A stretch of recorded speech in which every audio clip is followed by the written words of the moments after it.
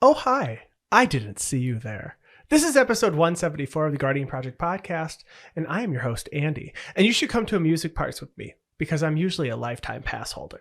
Oh, nice. And hopefully that means you get one guest for free every single time you go in. We're going to jump the lines. And I'm your other host, Mike, and I've been running into the same issue over and over again with -1/-1 counters. It just seems to persist. Please listen carefully.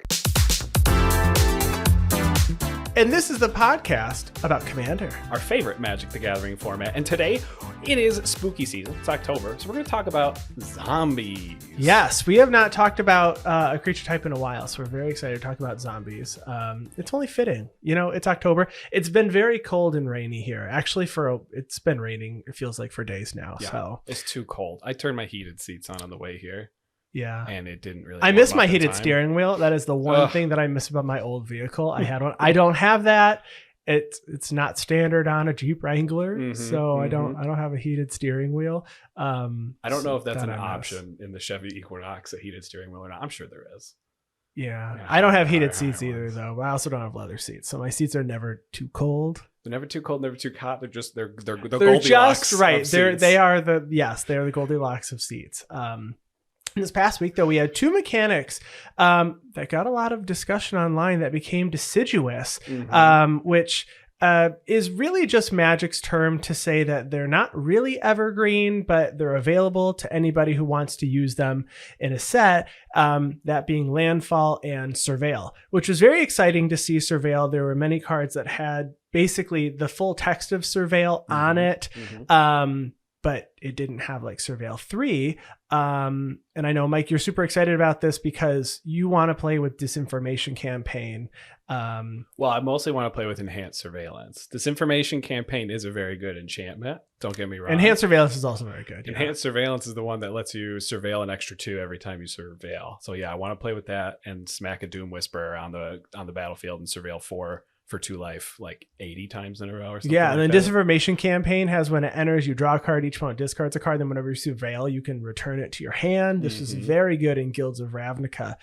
So it's nice seeing some of these mechanics being printed. It's nice when you have something that you can do over and over and then build a deck around. Yeah, and it sounds like the fact that they're doing this means it's going to get more support here in the future. Yeah, and I mean, cards like Grimflayer, you can look up now. Grimflayer, if you look up the Oracle text, says Surveil 3. So it's cool. I expect that we're going to get a lot more of that in the future. Yes, we also got some awesome secret lair stuff, a ton for this October. Actually, it's a lot. Drop. There's 11. There's 11 drops.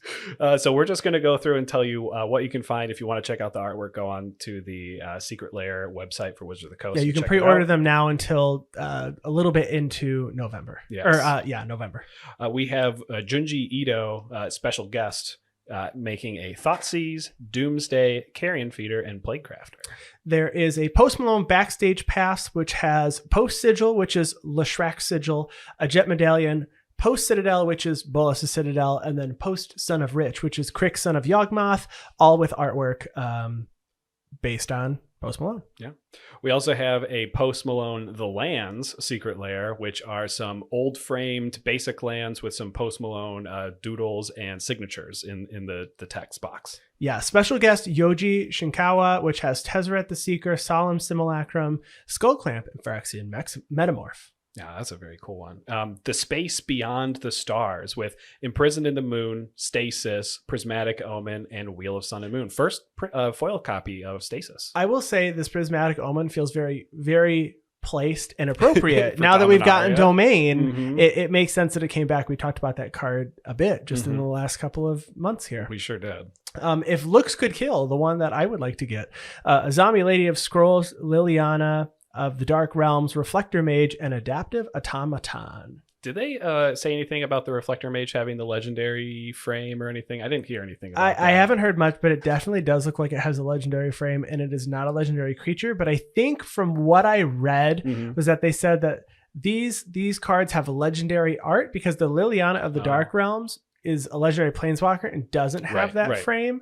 Do the planeswalkers have that frame? They usually do now, I think. Yeah, I think so. I'm not positive. So I now that I'm thinking about it, that one does look a little off, but the Reflector Mage, still non-legendary. Yes. We've got a 40k secret lair. Well, we have the Warhammer secret lairs here. The first one is the Warhammer 40k Orcs secret lair, which will have a merciless executioner as Orc Commando, an aggravated assault without an alternate name, a Krenko Tin Street Kingpin as Makari the Lucky Grot, a Zergo Helm Smasher as Grazgul Prophet of the Wa, and a borderless Sky Sovereign console flagship as Devolcha. After that, we have the Warhammer Age of Sigmar drop, which gives you a borderless Blind Obedience, a borderless Danath the Capuchin Paragon as Neve Blacktalon, a borderless Najila the Blade Blossom as Archaon the Everchosen, a Scourge of the Throne as Stardrake, and then a Loxodon Warhammer as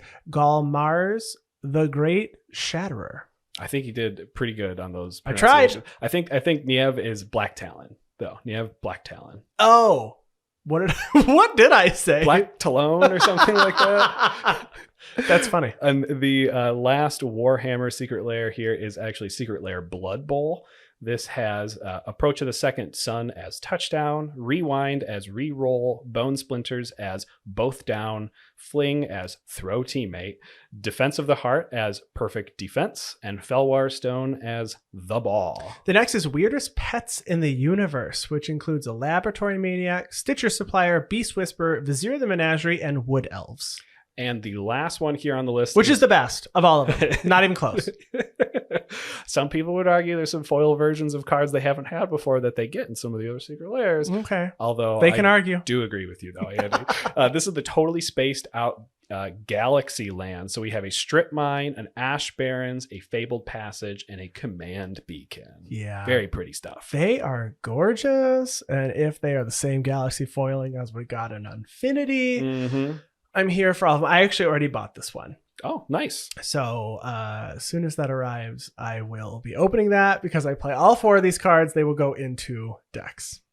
Awesome. And next we have the lineup for the Magic 30 virtual experience. So that includes a virtual Q&A with Richard Garfield, a Q&A with Mark Rosewater.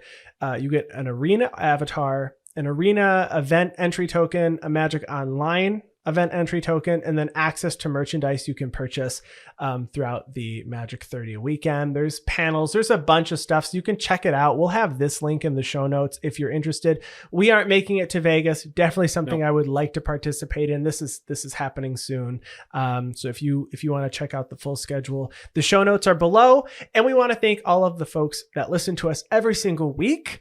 We wouldn't be here without you. Thank you so much to all of our patrons. If you want to head to patreon.com/guardianprojectpod, you can donate for any dollar amount and get access to lots of cool things that we give away and our upcoming new patron-only series that we are going to call Second Main, which will premiere this month. Yes. Yeah, we'll Very have it soon. We'll have it for you next week. And our first episode, and you're going to let us know how you like it, I guess. Make sure to like, comment, and subscribe whenever you're listening to the show now. It really helps out the show. And if you want to find us anywhere else online, you can search for us on YouTube, Instagram, Twitter. You can even email us at guardianprojectpod@gmail.com. Let's go look at some zombies.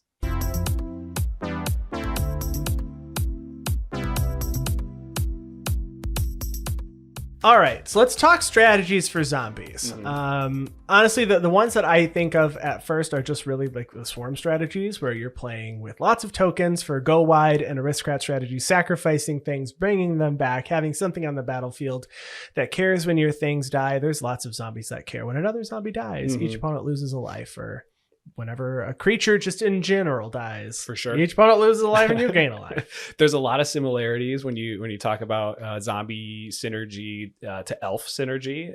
They do seem to be the two creature types that have the most lords about it. Elves are typically 1/1s, zombies are typically 2/2s, but with lords, I mean, they're both going to be like 9/9s all the time swinging. I'm pretty sure in today's Magic world it is possible to put together a commander deck of just zombie lords, just all zombies that give other zombies +1/+1. Maybe your zombie tokens flying or something like that.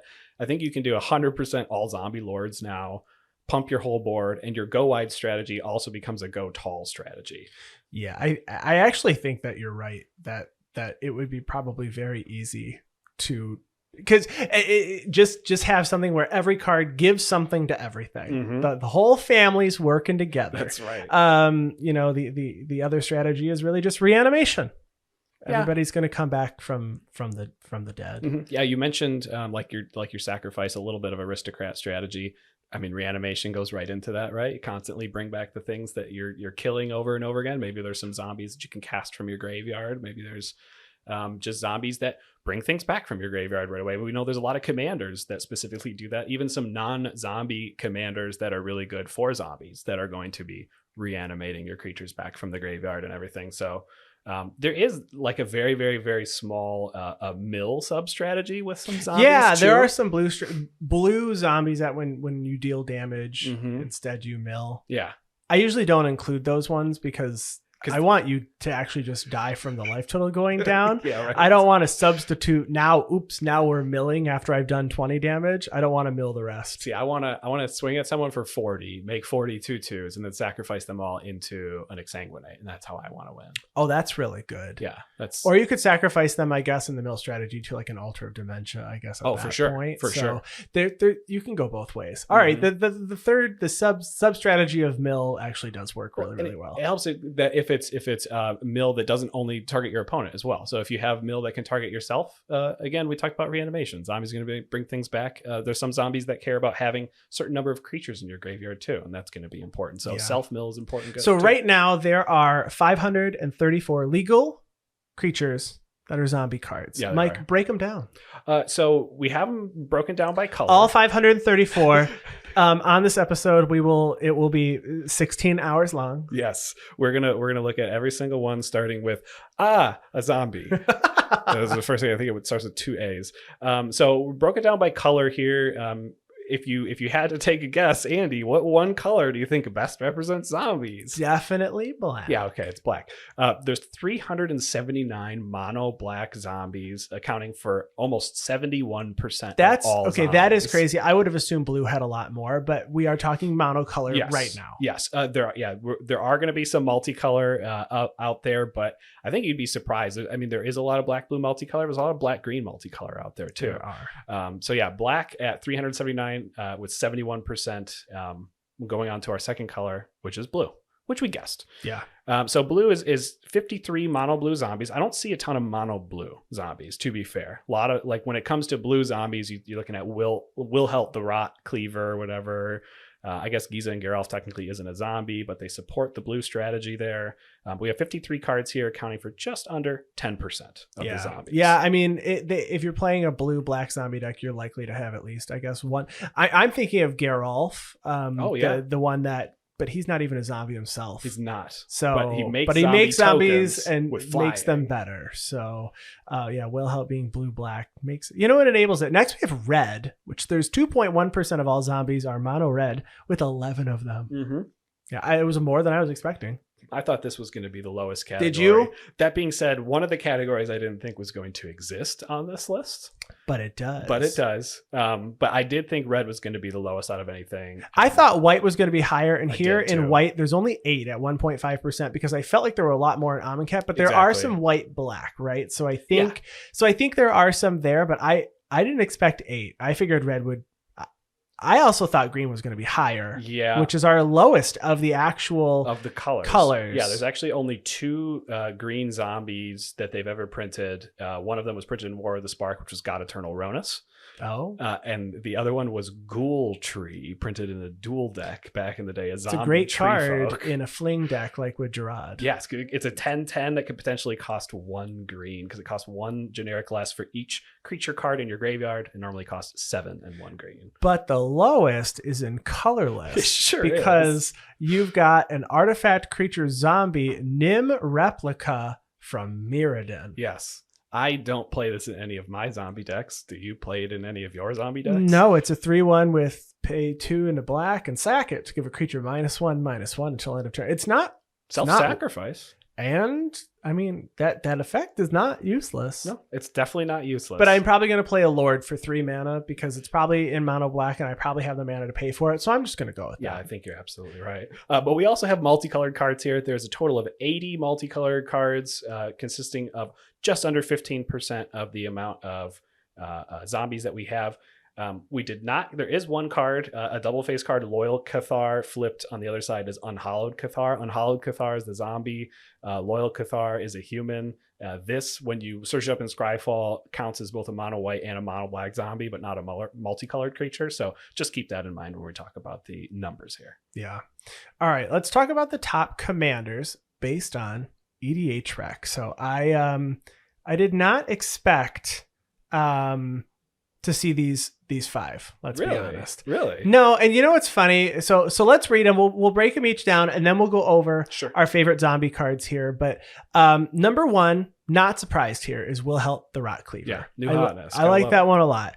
The second one here, I really do not like this card as a zombie commander. It's, I think, my least favorite of all of them, and maybe it's because for a long time it was the one that was used, but I honestly think that it's very slow, and I don't ever see anybody do anything with this commander. That's a Scarab God. So a 5/5 at the beginning of your upkeep, each opponent loses X life, and you scry X, where X is the number of zombies you control, and you can pay 4, exile a creature from somebody's graveyard, and you can make a copy that's a zombie, and then it has like the Amonkhet zombie ability that they come back. Yeah, back to your hand. Back to your hand. Yes. Yeah. I don't know. I wasn't a fan of number 2. I love this. I mean, the Scarab God was my first zombie. Well, no, I guess it was probably Giza and Gerald was my first zombie commander, but I quickly switched over to the Scarab God and I loved it. I think the reason you haven't seen it done anything is because it is a lightning rod. If it's on the battlefield, it must be removed, because if you untap with the Scarab God, and there's any creatures in graveyards, I mean, you get a free 4/4, you steal someone's creature out of their graveyard. It's a really, really strong ability. I think I have had an upkeep with a Scarab God like twice in total ever. Yeah, and you had that deck for a couple of years. A very long time. Doesn't mean I didn't win with it, and it forces people to use their removal on it. And I think there's a lot to say if your commander is good enough where it has to be removed every single time it comes on the battlefield. You're absorbing a lot of that interaction, and you can spend it elsewhere. But yeah, it doesn't feel good to never be able to use your commander because everyone has to remove it all the time. It is 5 mana, which is only one other 5 mana commander on this. Maybe that has something to do with it. Maybe the 4-drop slot's a lot better for zombies, but it's also not a zombie. It's a god. Yeah. Which is kind of a drawback. Yeah. The commander returns a lot, though, which is, it's not bad, though. Yeah. You shouldn't have to pay tax on it, hopefully. No, you should. The next is Varina Lich Queen at number 3, a 4/4 in Esper colors. 1 white, blue, black. Whenever you attack with 1 or more zombies, you draw that many cards, and then you discard that many cards, and you gain that much life. So you're really just kind of you're looting for the number of zombies that you're attacking with. So you can fill your graveyard and reanimate them, which is great. It added white. So the folks playing with the Amonkhet zombies got to add those white cards. And then it has pay 2, exile 2 cards from your graveyard, create a tapped 2/2 black zombie creature token. I don't know. I'm not, like I said, I've stuck to 2 color for so long. I didn't want to have to pay more money to make a more expensive mana base. Let's be honest. That's kind of where I am with that. It's a big one. I mean, hopefully even in a 3-color zombies deck, you're still mostly in mono black, so you only have to throw in a couple white cards here and there. But it does also add some non-zombie but good zombie permanents like Anointed Procession, because zombies don't typically get green, so you can't double your tokens or anything. So you get Anointed Procession in here. You can get a Smothering Tithe. You can get a lot of good removal in white. I think there's a lot that Varina brings that isn't a zombie to a zombie deck. I will say though, and I do like seeing Corpse Knight as an option here. Yeah. So it's white, black, and it has whenever another creature enters the battlefield under your control, each opponent loses a life. So you can make just a bunch of creatures and reanimate a bunch of creatures and to make your opponents lose pretty quick. And you get to add in God Eternal Oketra, which is really nice. It has a different God clause, but this one goes towards closer to the top of your library. It's what, second from the top or third from the top? But with Varina, you're going to be milling through that anyway. You're going to be drawing those cards with your zombies and everything. So since you're already expanding to white, Varina's the one that you want to expand to white with. Next up, we have Giza and Gerald. This is another non-zombie zombie commander, my original zombie commander. For 4 mana, 2 a blue and a black, you get a human wizard 4/4.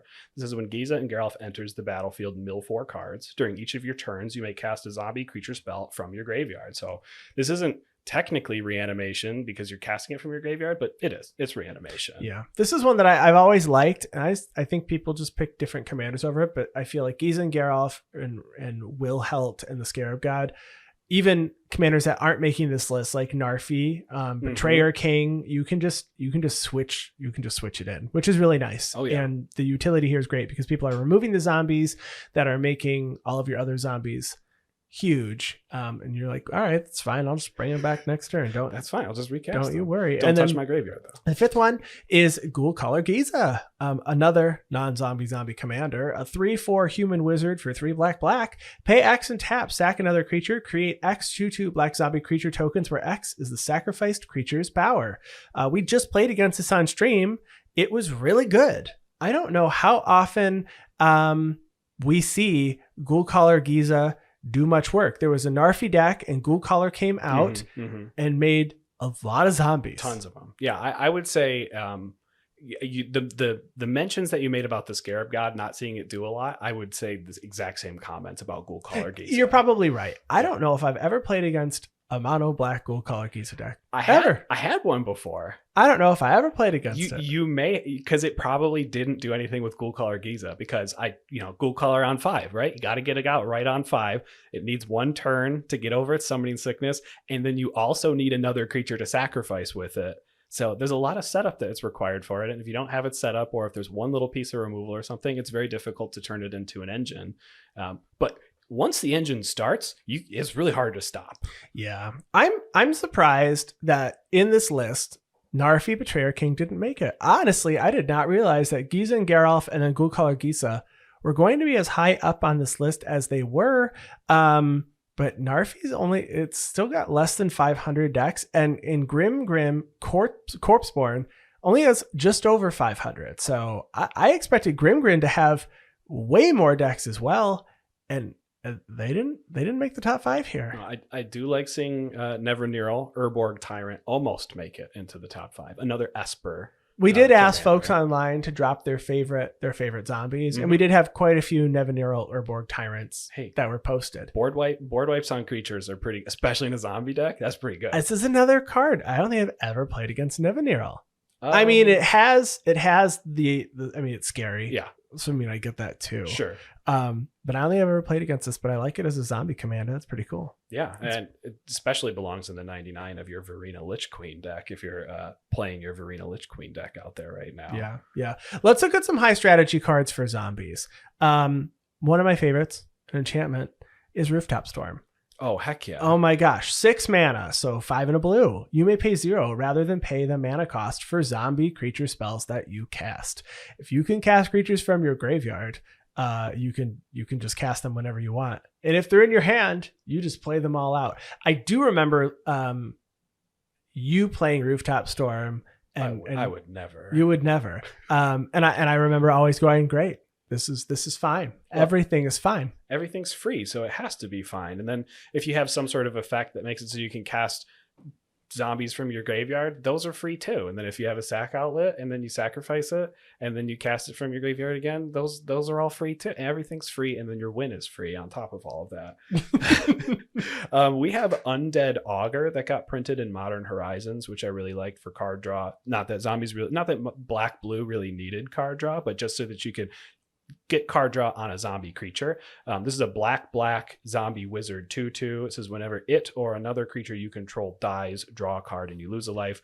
Most your card draw in zombie form is going to have you lose life, but it's okay. Life's a resource. Life is a resource. Necro Duality is another really, really good card. This came out with Crimson Vow, which I can't believe was over a year ago at this point. It's been so long. But Necro Duality for 3 and a blue, an enchantment with that. Whenever a non-token zombie enters the battlefield under your control, create a token that's a copy of that creature. So I did build Wilhelt, which is so strong.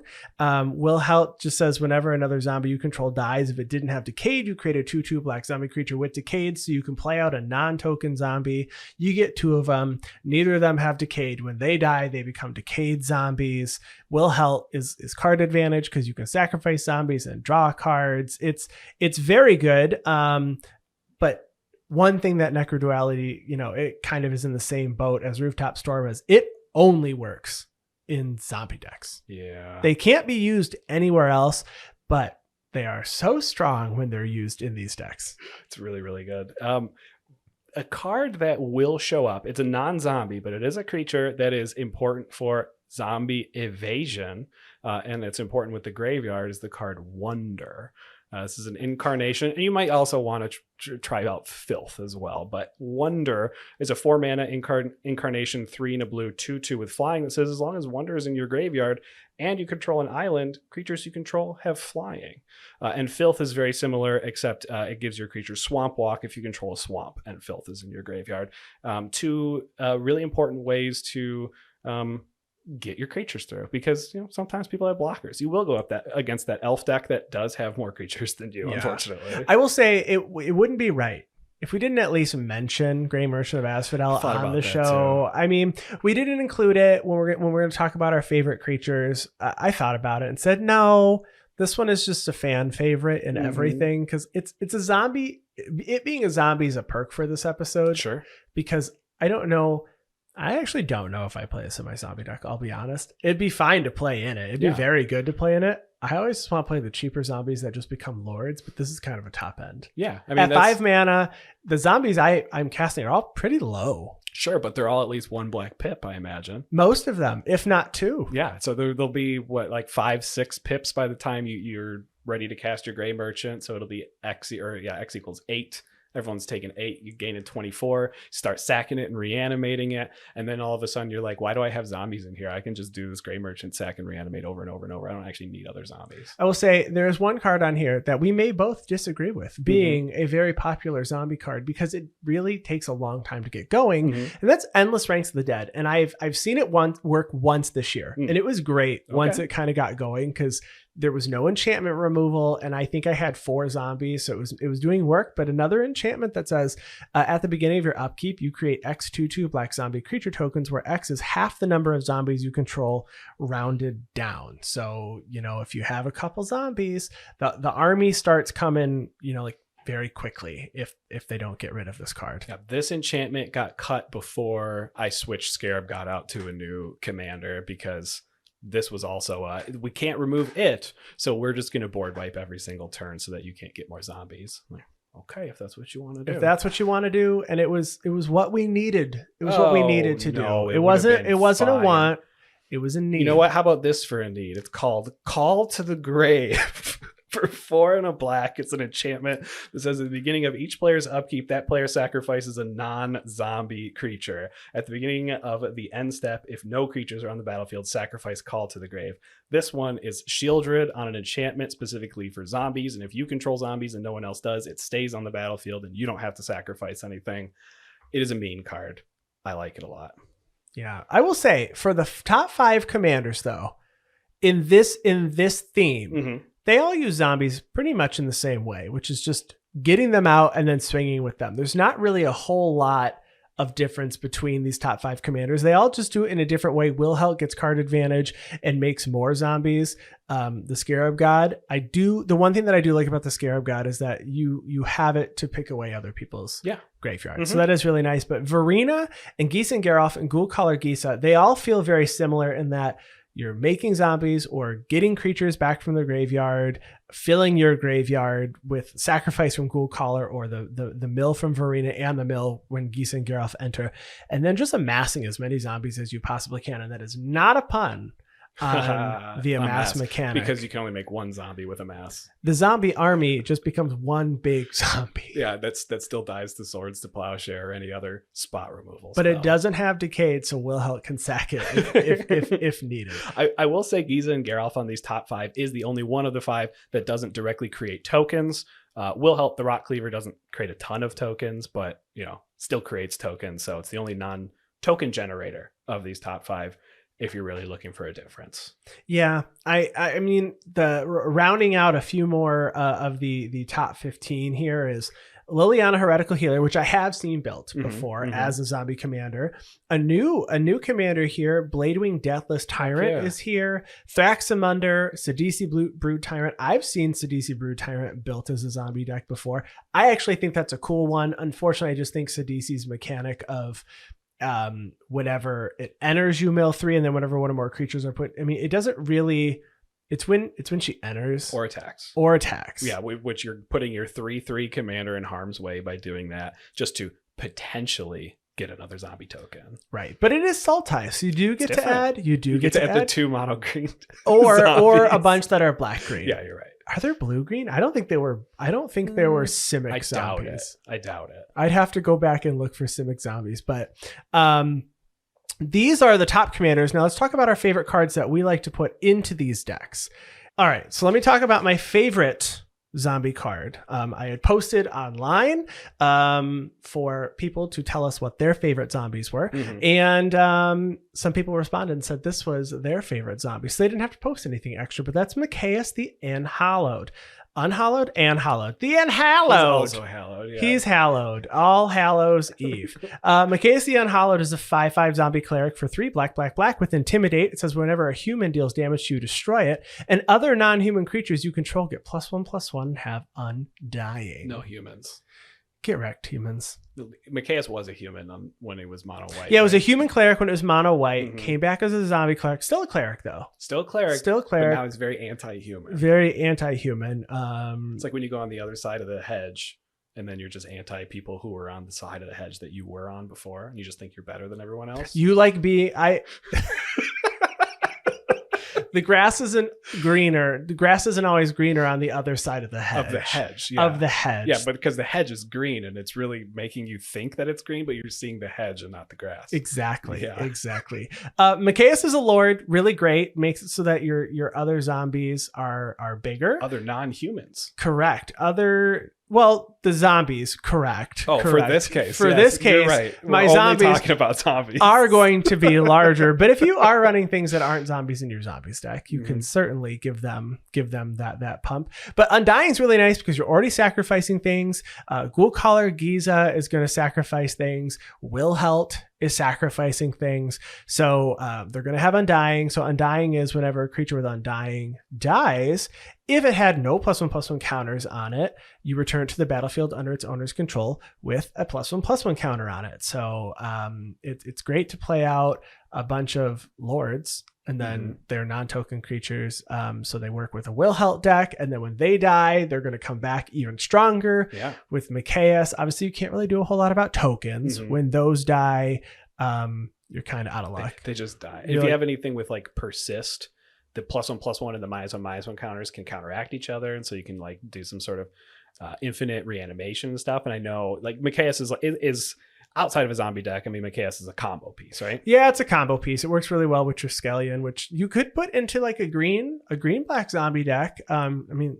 Triskelion's a construct, but it works really well if you can tutor them up with like Defense of the Heart or like some way. I mean, I guess black has just tutors. You could demonic tutor, vampiric tutor, but you could add more colors. Who knows? They're kind of expensive. They both cost 6 mana, so maybe that's the way to do it. But Triskelion is a 1/1 construct for 6 mana. When it enters with 3 counters on it. And when you have them both out on the battlefield, it's called Mike and Trike. It's kind of a nickname that people gave to this, but you're able to just win the game. So Triskelion has an ability to remove a +1/+1 counter on it to deal damage to target creature or player. So what you do is you remove 1 counter, you deal a damage to an opponent. You remove 2 more counters, and then you have to deal the damage to the Triskelion. It's getting a pump from Mikaeus because it's a non-human creature. So you need to actually make it so Triskelion dies. So you deal the 2 damage to Triskelion, it dies, it comes back because it didn't have a +1/+1 counter on it, gets a +1/+1 counter on it. And then you just go from there. So you win on the spot. It's a really good combo. It doesn't make friends. I will say that it doesn't make friends, but you can shuffle up and play another game pretty quick. It's not something that's going to take a very long time. Game's got to end. But I mean, if you're running Mikaeus in a zombie deck, I might suggest throwing in Triskelion, of course, for good measure. You should. And like Andy mentioned, this combo does not actually work with Walking Ballista because of that +1/+1 pump coming from Mikaeus. Walking Ballista, unless you have something that just cares about itself dying, like an Aristocrat trigger, like from a Zulport Cutthroat or something. But Walking Ballista will have to deal the 1 damage that it gets with the +1/+1 counter to itself to kill it. It won't be able to ping someone else and then also kill itself. So it's only Mike and Trike. It's not Mike and Walking Ballista, which is a mouthful anyways. Mike and Walking Ballista is just too much. That'd be a great Walking show, Ballista. though. That'd be a really great show, though. Make that a series. Mike and Walking Ballista. They're just friends. It's my best friend. And I'm just like going down the street. And then there's, I don't know if you've seen why, it's the size of like buildings. And it's got giant crossbow bolts coming out of its chest. And yeah, Macias cool is with this little that. cleric just like hobbling along next to it. Yeah, it just says die and just hits it with a cane. That is hilarious. All right. What's your first? My first is the best zombie lord they've ever printed, called Undead Warchief. This one not only makes your zombies cost less, but it also pumps them all up. Undead Warchief for 2 black. You get a 1/1 zombie. It says zombie spells you cast cost 1 generic less to cast. You might think a 1/1 for 4, that sounds terrible. But it also says zombie creatures you control get +2/+1. Not other zombie creatures you control like most zombie lords say. So Undead Warchief with its own static ability is a 3/2 on the battlefield. That makes all your zombies cost 1 less. It's great. It's the most buff you'll get from a zombie lord. I don't think there's any zombie lords out there giving +2/+2. So +2/+1 is going to be the best. Plus it costs 1 generic less. There's that brand new card Saw in half that like makes 2 token copies, and you have to cut the power and toughness of the creature in half. And you make 2 token copies, but a 1/1 becomes a 1/1. So just doubling the number of Undead Warchiefs you have. It's playable in mono black. I like cloning this in my blue-black zombies deck, cloning it like 12 times, make all my zombies cost next to nothing, and then go to town with my huge horde. Yeah, this card's really good. I didn't think about putting Saw in half into a zombie deck to saw the lords in half. And then reanimate the lord. And yeah, I mean, because the lords themselves, when they enter with half their power and toughness, they're pumping each other, so they're not going to... That's really smart. Yeah, it's good stuff. Saw in half is a good card. It's Saw in half's really good, card. but it's also really good in decks that are just playing a bunch of lords. Oh yeah, or ETB triggers, death triggers, just all of it. Oh, yeah. I like it. I like all of it. Mm-hmm. My next is Digraph Captain, a 2/2. It's another lord. Okay, it's a 2/2 zombie soldier for 1 blue and a black. It has death touch, and other zombies you control get +1/+1. And whenever another zombie you control dies, target opponent loses 1 life. So this one works really, really well in zombie decks where you have a bunch of zombies that are just dying or being sacrificed and then reanimated to be sacrificed again. Sawed in half, reanimated, all the things. Digraph Captain does it. This is another... You probably remove this one. Yeah, most likely. If there's like 2 lords, you want to remove this one. Well, because this one can kill my 12/12 that's swinging in because it has death touch. So yeah, it has death touch. But it's a death touch. That's a big keyword here, honestly, because you're going to be able to reanimate your captain. I'm not going to be able to reanimate my 12/12 in my mono green deck. Yeah, this is, and it's never going to be a 2/2. That's the best part. You know, there's going to be at least like 2 other lords out, or something that's just granting some passive, you know, +1/+0 or +0/+. Something's going to happen. It's never going to be a 2/2. Yeah, this is also one of the best targets for clones as well, because it not only has the lord effect but the aristocrat effect. So doubling up on both of those by using 1 clone is really, really That's strong. a win con. I mean, honestly, it really is. Speaking of win cons, I have my own combo card on this list. This one is Gravecrawler. Great card. I played this in Modern Hogak. It was so much fun. Gravecrawler for 1 black. You get a 2/1 zombie that cannot block. It says you may cast Gravecrawler from your graveyard as long as you control a zombie. Now, we did talk about some problematic commanders that weren't zombies that everyone is going to think, oh, I can cast Gravecrawler. Point out that their commander's not a zombie. Make them feel foolish and get back at them. But Gravecrawler is really big when it comes to combo decks. We talked about Rooftop Storm that can make your creatures cost, or your zombie creatures free instead of having to cost mana. So if you do control a creature, you have a way to sacrifice your Gravecrawler. You can cast it back for free. However you're sacrificing your Gravecrawler, whatever you're benefiting from by sacrificing it, you get an infinite number of those with Rooftop Storm.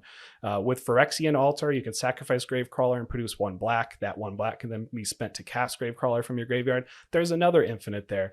Also, if you have like 20 black mana, you'll be able to just recast Gravecrawler 20 times all in 1 turn, and maybe you're going to go to town with that. You have a blue-black deck with Intruder Alarm and Giza, so that you can constantly sacrifice your Gravecrawler, recast it, untap Giza, sacrifice your Gravecrawler, recast it, tap it.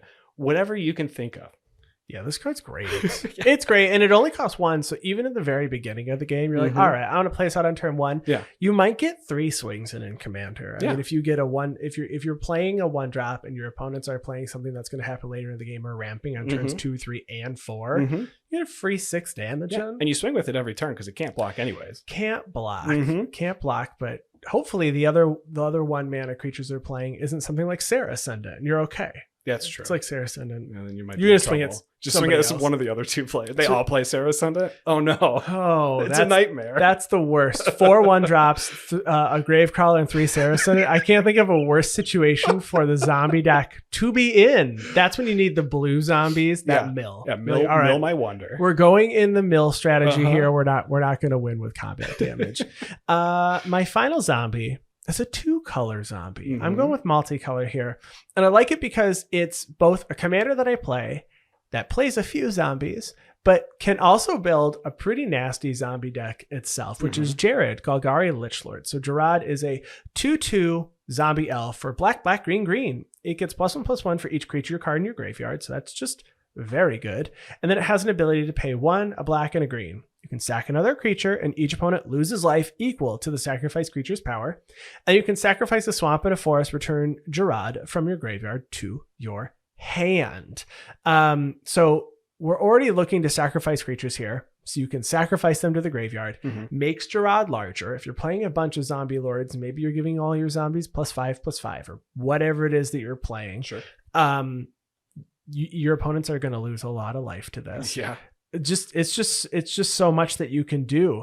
And it works well with all of them. I mean, this can be built very easily with just a bunch of, you could build mono black zombies with Gerard and then green as ramp spells. Yeah, I mean, and why wouldn't you? Because zombies aren't very good. I mean, that's what you get with green, right? With green, you're getting all of your zombies out there. You're getting all of your ramp out there. With your black, you're getting all of your zombies out there. My favorite zombie that is in Gerard, though, that is in green, is Ghoul Tree, which you mentioned earlier, which is a 10/10 that could potentially cost 1. You've also got access to Vultra Zombie, which is a 3/3 plant zombie with flying for 5 mana. It's a 3/3 that says whenever a card is put into an opponent's graveyard from anywhere, you put a +1/+1 counter on Vultra Zombie. So it works well in a non-zombie Gerard deck. It works well in a zombie Gerard deck because your opponents are just going to cast spells. And it says from anywhere, whenever cards put into their graveyard from anywhere. Now, in your Gerard deck, you do have some creatures that care about like the number of creatures in your graveyard and stuff. Their power and toughness is equal to the number of creatures in your graveyard. Yeah, like Fiend Artisan, cards like that. Yeah. So the keyword that they printed in Guilds of Ravnica, Undergrowth, for the Golgari ones. I run none of those, but they work really well in a Gerard zombie deck. Right, yeah, because they care about number of creatures. Like Molder Hulk is a 7 black and a green. Fungus Zombie 6/6 with Undergrowth spell costs 1 less to cast for each creature card in your graveyard. So for a black and a green, you can probably cast it halfway through the game. When it enters the battlefield, you return target land from your graveyard to the battlefield. Are there any lands that you self-sacrifice? Do you run Field of Ruin or anything in there where you actually would care about bringing a land back? Maybe your self-mill will mill a land or something. I mean, I play Life from the Loam, which allows me to dredge, and then I can get lands back from my graveyard to my hand. I think Gerard's a really fun commander. I do think that it's still played a decent amount. Like, oh yeah. Not even just because I play it, but it's just under 2,000 decks too as a zombie commander. And it's just a fun card in general. I wonder how many Gerard Golgari Lichlord decks there are compared to Brian's Stout Arm decks.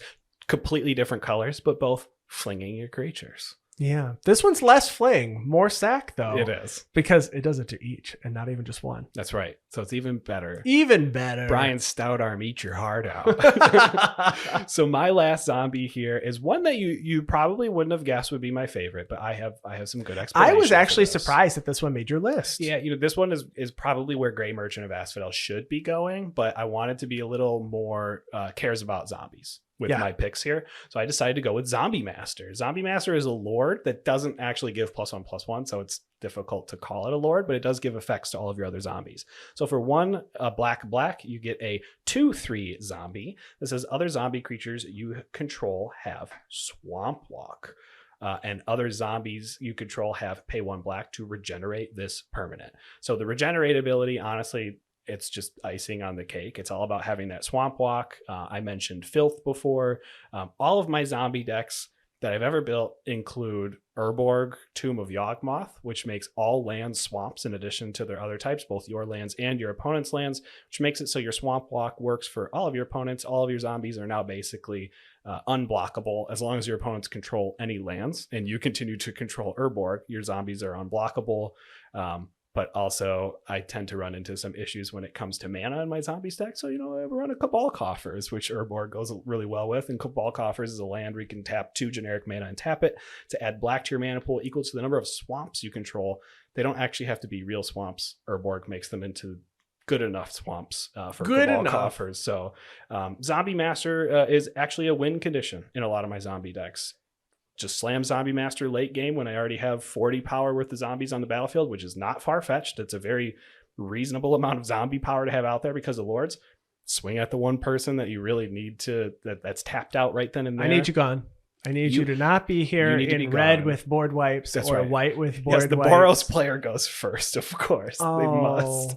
They are the ones with the board wipes. They're playing Buy-in Stroud Arm, and you're trying to make sure that they don't fling better than the Drud. They're going to steal my zombies and then fling them at my face, and I'm going to be mad at it. Yeah. Don't zombie decks. Flesh slinging. Zombie decks do have a couple of cool lands. They've got Unholy Grotto, but if you're looking for a good reason to get a secret lair that we mentioned earlier, you can get a destroy a land in one of those secret lairs. Yeah. You can get that strip mine. You can destroy that Urborg. Leave the Cabal Coffers. Always leave the coffers. Get rid of the Urborg. That's definitely the option. Unless you ask around the table, make sure no one else is also going to play an Urborg, like just the next turn or something. Like, okay, if I get rid of the Urborg, no one else is playing Urborg, right? So otherwise this is useless. And no, don't do that. I do like Zombie Master though, because it gives regenerate to all of your zombies, and that's just such good tech for board wipes. To be honest though, sometimes you want your creatures to die, and it does force you to leave mana up, which in blue black you're going to leave mana up most of the time. You're going to have some blue interaction spell that you're going to cast. In mono black, you're probably pumping everything you can out from your hand on the battlefield. You might not have regenerate mana, so it makes you think a little bit more. And honestly, I play zombies like I play mono red. Cast spells, swing. Yeah, just turn them sideways. That's what you got to do. You got to turn those zombies sideways. There's not much that gives vigilance, so we are definitely turning them sideways. Yeah, exactly. That's going to be it this week. Thanks everybody for hanging out as we chatted zombies during our spooky season. As we're coming up to the end though, next week we're going to be talking candy. Yes, finally. I can't believe it. It's our 3rd annual episode where we're going to talk about candy. We're going to compare it to commander decks or commanders or commander strategies. Do you have any ideas yet about your comparisons? I am not sure yet. We are trying the candy this week, and we've got lots of stuff that I was not expecting to try. So stick around. We will have more information for you on that next week, and we're going to be posting some stuff in the Discord on the candies that we did purchase. They will post a lead up to that on Twitter. But that's going to be it for this week. Thanks everybody for listening. If you want to find me online, you can find me at Andy Flory. And you can find me at Wormcoil Engine, and we'll catch you all next week. Goodbye.